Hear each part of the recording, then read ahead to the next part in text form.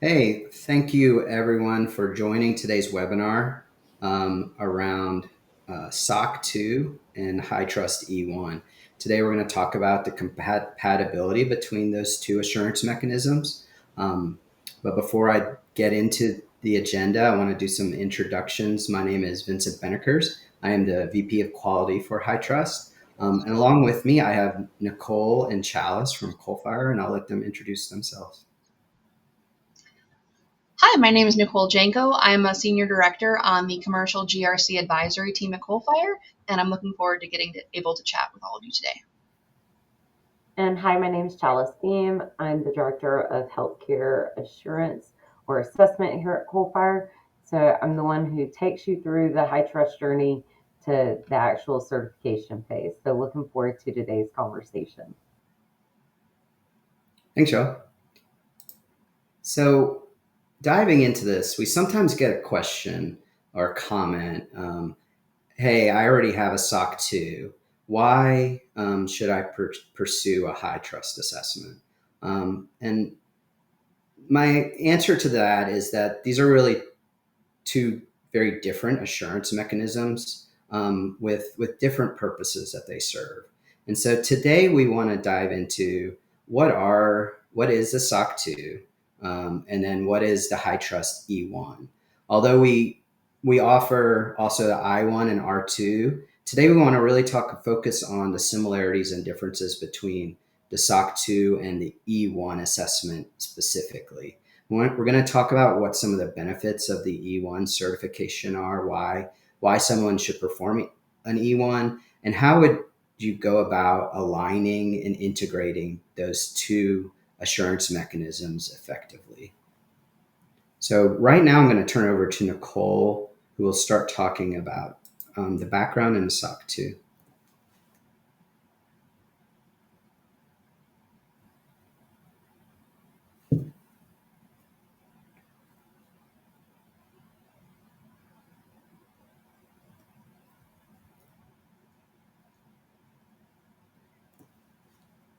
It looks like Nicole may be frozen, unfortunately, or having technical difficulties. So I'll go ahead and take this then. And if she Thanks. comes back, we'll get her back on. But essentially, a SOC 2 Type 2 specifically, obviously there's more than one flavor of SOC. There's a SOC 1 Type 1 and a Type 2 and a SOC 2 Type 2.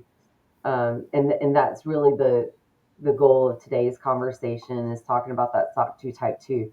But the first thing to understand is it's not a certification, but it is an attestation. So it's an evaluation of a specific control set defined by the AICPA, but that those controls are more specifically identified for your systems and environment.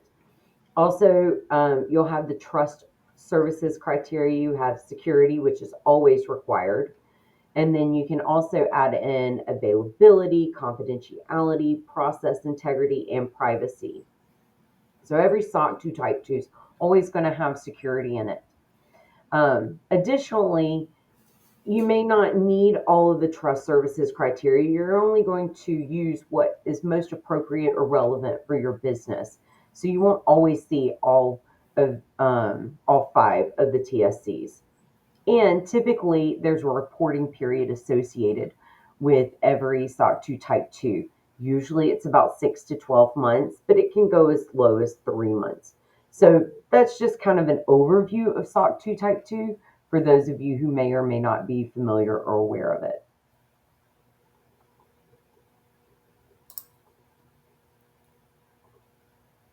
Thanks, Charles.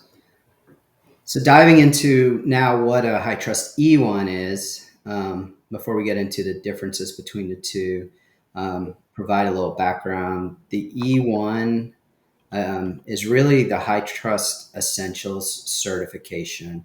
It focuses on 44 critical security controls across 19 different domains. These requirements are prescriptive and very granularly defined on what an organization should be doing. And it really provides a baseline of what all companies should be doing when it comes to security. And I can say that confidently because HITRUST developed the requirements within the CSF, its framework, and the requirements in the E1 itself based on threat intelligence data from a third party. And what the threat intelligence data tells us is that these are really some of the key steps that organizations should take to mitigate the risks that are presented by those more significant threats. To achieve an E1 certification, an organization needs to score at a particular, reach an appropriate scoring threshold across each of the 19 domains. So each requirement in the E1 scores from 0 to 100 based on how well the company has met that particular requirement, whether they've mostly met it, partially met it, or fully met the requirement. And then those scores are averaged within each domain, and each domain needs to score an 83 in order to achieve the E1 certification. So it's really all based on a maturity model.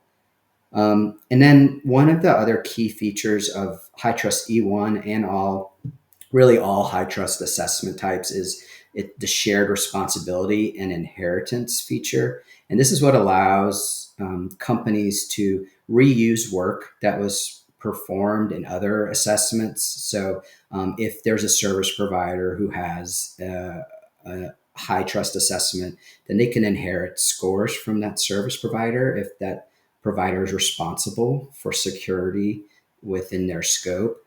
It also allows them to rely on third-party reports that were performed.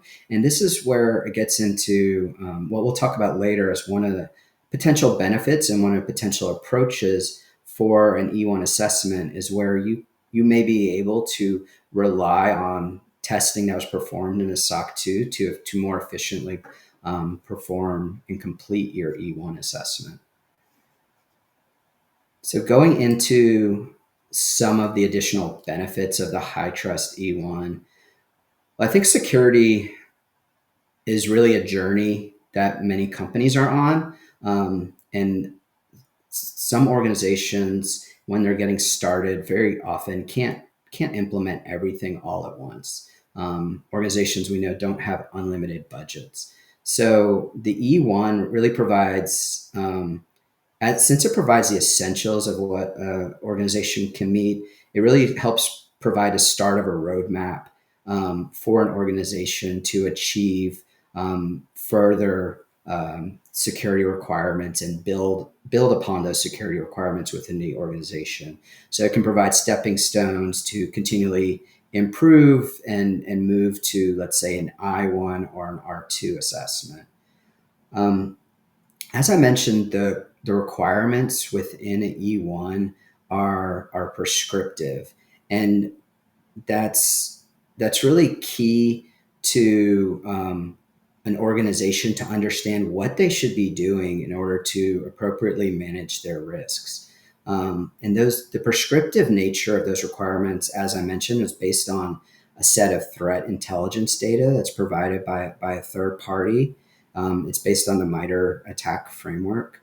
And HITRUST continually reviews that threat intelligence data to make sure that the requirements stay on top of the current threat landscape and that your controls that you have in place are still current in addressing those threats. And I believe that's one of the reasons that earlier this year, HITRUST published a trust report. And within that trust report, we mentioned that less than 1% of organizations who are HITRUST certified have reported security breaches.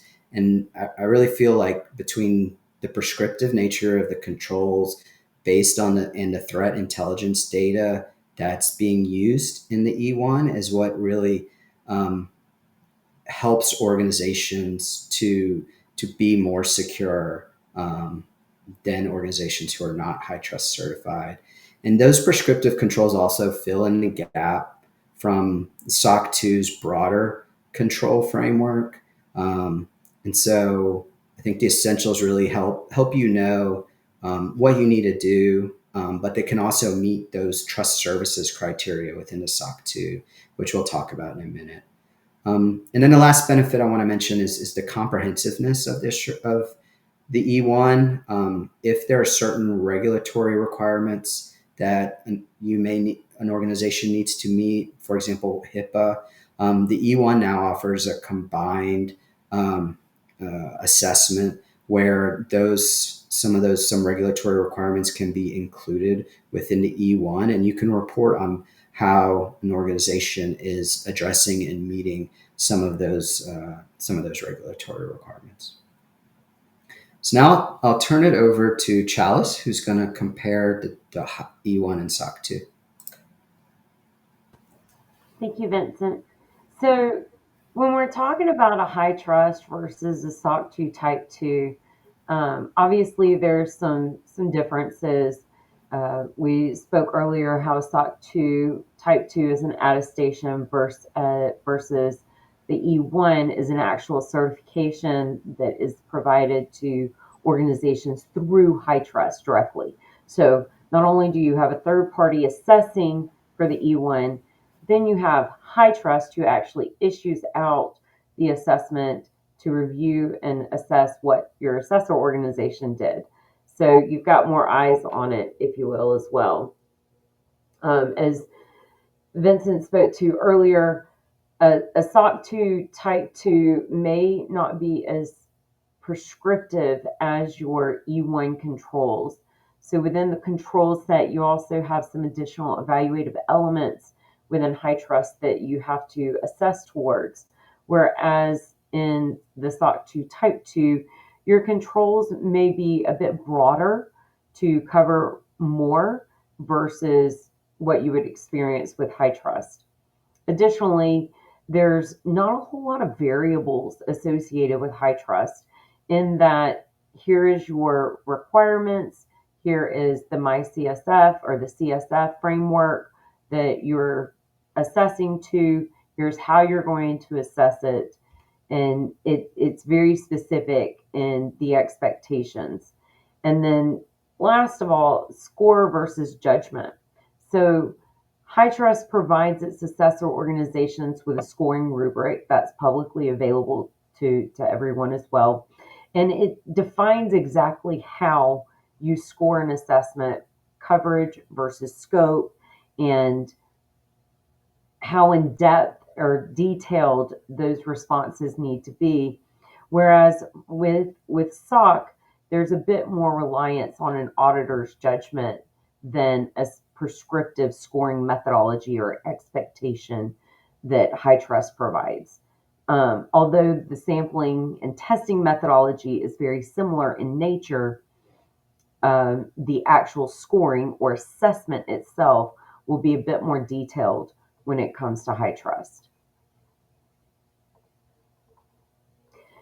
The really cool thing about the SOC 2 Type 2 to HITRUST E1 is the overlap of controls. So anywhere from 60 to 90% of that assessments or those assessments can overlap one another, meaning it gives you a real opportunity to collect evidence once, assess once, but report many.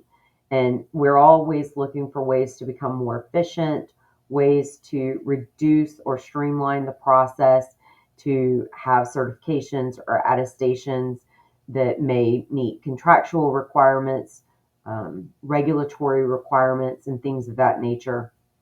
And so, again, this E1 gives you the ability to start building a continuous cybersecurity program within your organization, or maybe you're working to get into a new industry, and the E1 will help you and provide that return for you to enter into new relationships with other organizations and vendors and things like that. And it makes sense to kind of conduct both of those at the same time with that 60 to 90% overlap. It really helps reduce how much evidence you're going to have to collect. It helps reduce any kind of interviews that you may have to attend as well. So it really gives you almost a 2-for-1 in some ways when it comes to your assessment journeys.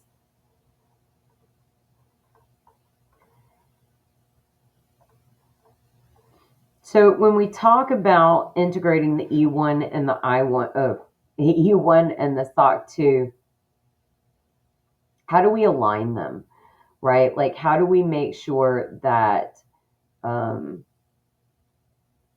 it's going to bring you the benefits that you need it to? And the first thing that I would say is, one, let's make sure that our field work, that evidence collection, those interviews and things like that, that they're aligned within that 90-day assessment period. So, excuse me.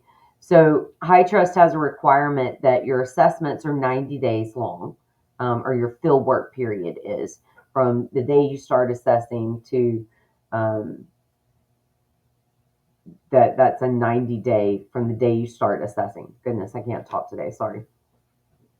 And what you would want to do is, if your SOC period ends at a certain date, you would likely want to start your E1 along with your SOC 2 Type 2 around that same time, so that you're only completing the field work at one time for both assessments. That's collecting your inventories, because there's going to be, again, a lot of inventories that overlap one another, to make sure that they align.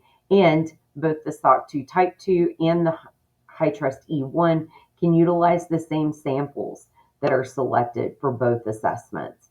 The interviews can be conducted together, so there's no additional interviews that have to be set up in order to support both assessments. And then also, you're collecting the same evidence at the same time, so you're able to assess that evidence one time and then report on it for both the SOC 2 Type 2 and the E1. The other thing that I want to bring up here is inheritance, like Vincent mentioned earlier. Inheritance is extremely useful for the E1, because the SOC 2 Type 2 may rely on another third-party report, such as a SOC 2 Type 2, an ISO certification or something to that effect. Whereas with HITRUST, if you're using a cloud service provider or a managed service provider that has publicly published their HITRUST assessments on the MyCSF, you can directly inherit from them. And those matrices are available public on the HITRUSTalliance.net website for you to be able to compare and contrast what can you already partially or fully inherit from a cloud service provider. Things like physical security controls are usually the very first things that come to mind, but there's obviously some overlap in other domains as well, that inheritance can support. And then, of course, as your SOC 2 Type 2, as your field work is wrapping up, you would submit that assessment to HITRUST. HITRUST would go through their QA process and issue out the E1 assessment. The other thing to remember here is, with the E1, we have the option to add some additional frameworks and get an additional compliance paper separate from just your HITRUST assessment. You can also get a my mind is going blank right now, Vinny. What's the compliance reports, right? And that comes in HIPAA, PHIPAA, and I believe soon maybe AI is going to be available as well. Yes. Well, we have the HIPAA, PHIPAA, and AI RMF risk management framework, and so that should be available also for the E1 and I1 soon. Yeah, and the really unique thing about E1 and I1 is they don't have the stringency associated with policy and procedures in the same way that an R2 does. So with an E1, you're being assessed from an implemented perspective, meaning that your policies and procedures, obviously they have to be in place. They don't have to be quite as prescriptive is that of an organization that's looking to obtain an R2 assessment. So it gives you an opportunity to say, this is what we're doing and this is how we're doing it. And now I can prove to you that I'm doing it through automated controls, through various configurations and things like that. So it does reduce that level of effort on your side as well from an organization's perspective. The other opportunity for using an existing SOC 2 for an E1 assessment is trying to make sure that, first of all, we're not going to rely solely on the SOC 2 Type 2 report for all of the E1 requirements. In fact, I would not recommend that because most of the time, a SOC 2 Type 2 is not going to completely and fully align with an E1, the E1 requirements and the evaluative elements. Essentially, you're going to have to, you may be able to use that SOC 2 Type 2 for some of those controls. However, what I would do is try and schedule my E1 to be within an appropriate timeline of the SOC field work so that you can still utilize some of the same evidence. I know, Vincent, you and I talked about this yesterday, using a SOC 2 Type 2 report to just directly fill out an E1 and how uncomfortable that personally made me feel.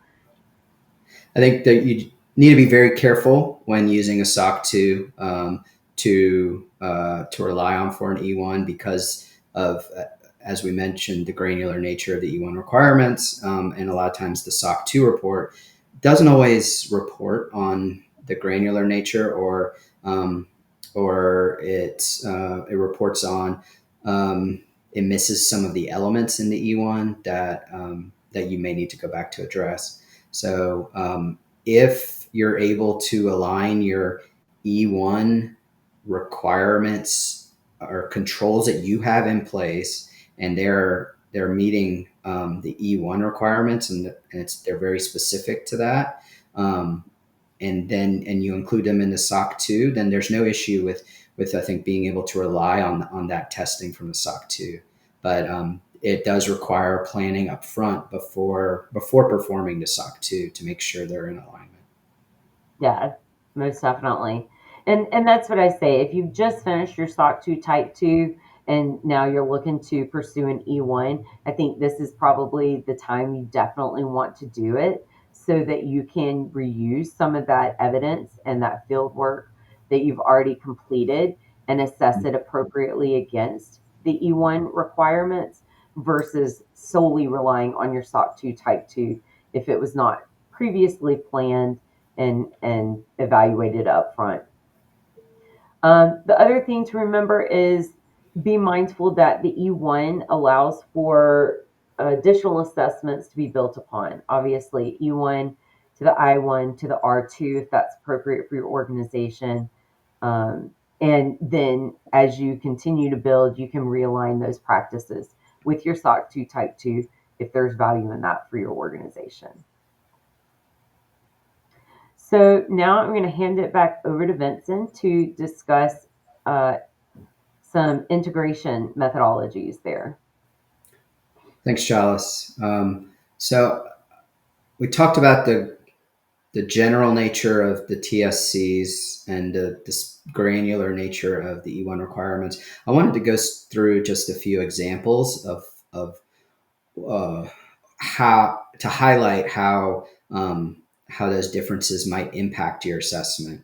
So you'll quickly see in these examples how specific the E1 requirements are when you're looking at them in comparison to the trust services criteria. So organizations you may have controls that address the TSCs, those trust services criteria, but that doesn't mean that you're always meeting the E1 requirements. So in this first example, an organization may have data backups in place. I would hope most organizations have data backups in place. And so that would be meeting part of the TSCs for A1.2. which talks about having data backup processes. But that may not meet the E1 requirement where the data backups must be offline and or immutable. Um, and that's an important distinction to make.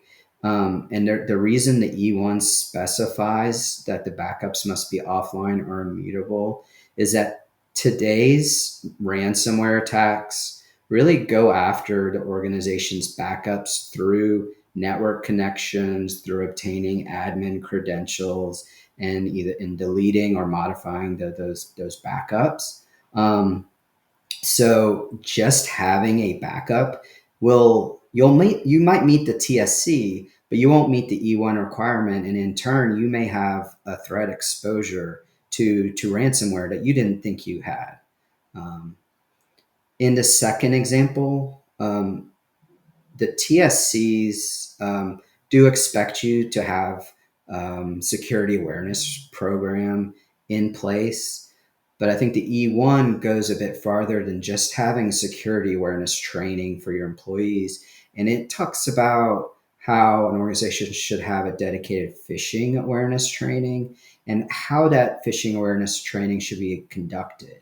So that phishing awareness training includes recognition and reporting of potential phishing attempts.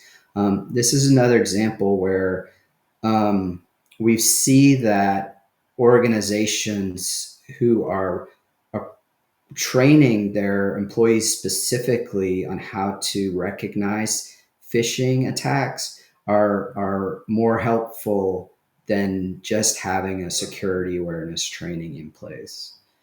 And then in the last example that I've included here, the trust services criteria does talk about protecting your environment through different technologies to protect your information assets. But the E1 really goes into specifics as far as what technologies you should be using, where those should be placed, how they should be configured. And that's a very granular level of detail that the TSCs don't always go into. So it becomes really important to know if you don't have the E1 requirements in place, are you exposed to a specific threat? And so that's where looking at these mappings and looking at what the E1 expects from an essentials from a baseline standpoint are very important for an organization. I think you bring So up a good point too, that high trust is a risk-based approach.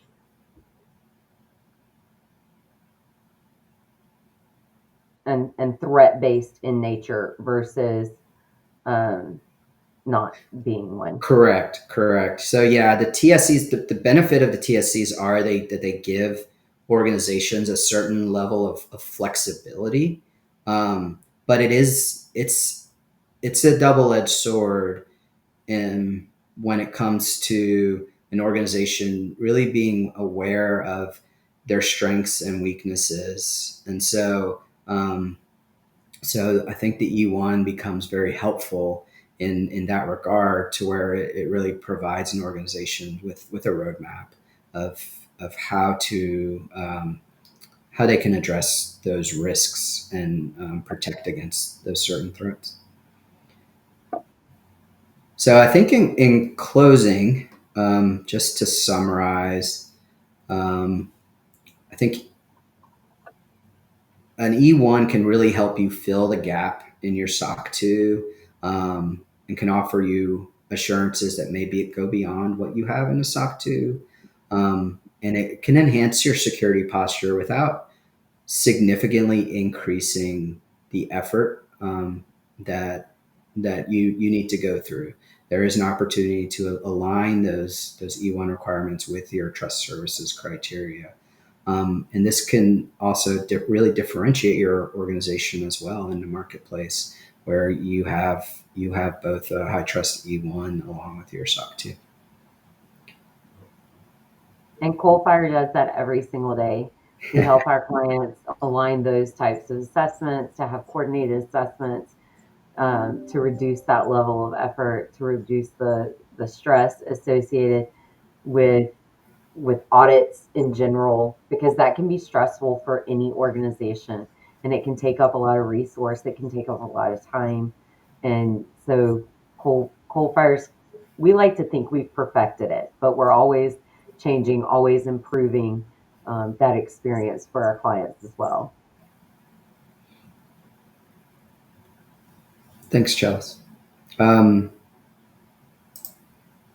So I'll see. I don't see any questions in the audience. I think one question that I had received earlier was, and Chalice, maybe you can address this. The timing when you were relying on a SOC 2 in your E1 or really any high trust assessment, what's the timing for when you're able to rely on the third party report? Is there an expiration there? There is an expiration for third party reports, and that third party report that you're relying on needs to be within the last 12 months, is what the requirement there is. Yep. So it needs to have happened within the last 12 months. Okay.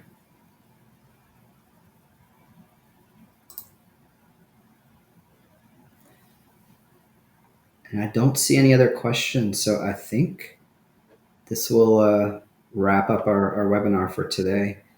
Any final thoughts, Chalice, from your side?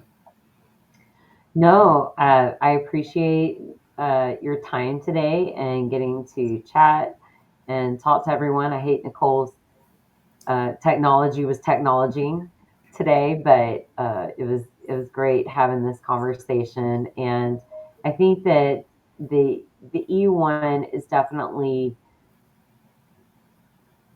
I was really excited when HITRUST came out with it, because it gave organizations an opportunity to get into HITRUST, maybe just dip their toes in it a little bit versus heading head first into it.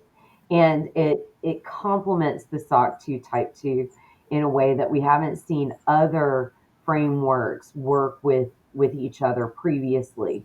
So I think it's a great option for any of our clients that currently have SOC 2 Type 2, and they're looking to expand their frameworks, they're looking to expand their risk profile to better understand their concerns in their organization, and ways to communicate that up through their leadership, their board, with their clients, with their vendors.